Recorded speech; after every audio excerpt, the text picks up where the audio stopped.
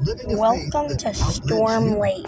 If you've just joined us, we want to make sure that you hear part one of this new series by heading to our website, moodypresents.org. That's moodypresents.org. Later in the broadcast, I'll let you know about a companion resource that rather powerfully underscores this entire new series. But for now, let's get right to Pastor Mark's message that will help us stop living in spiritual fear. How? By using the As we gifts go God to has given us Storm to serve others. Lake, Here's Pastor Mark with Tenacious.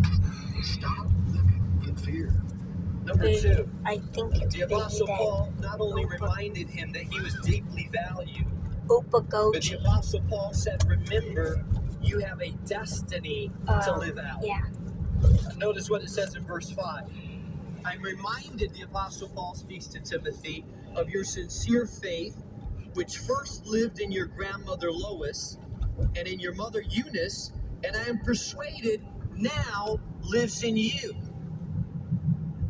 I want you to see a couple of key words in this. He says, Timothy, I'm reminded of your sincere faith. That word sincere means undisguised, not fake, authentic, or real. And he says, I see that you have an authentic, real faith without cover up. Actually, we get this word sincere from a Latin word that means without wax.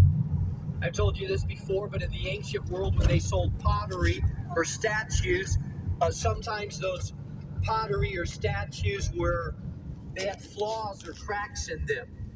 And so oftentimes what the potters would do in order to sell those statues is they would fill in the cracks with wax so it would look like there was no cracks in the statues. And someone would look at it and say, okay, this is great, I'll take it home.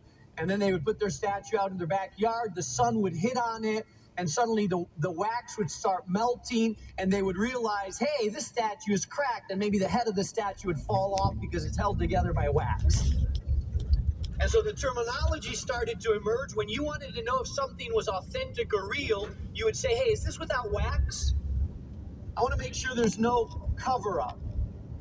And so the Apostle Paul is using that terminology about Timothy's faith, and he says, you're not faking your faith is real. And he says, I've noticed that you have a real faith. Okay, we are Timothy. taking a short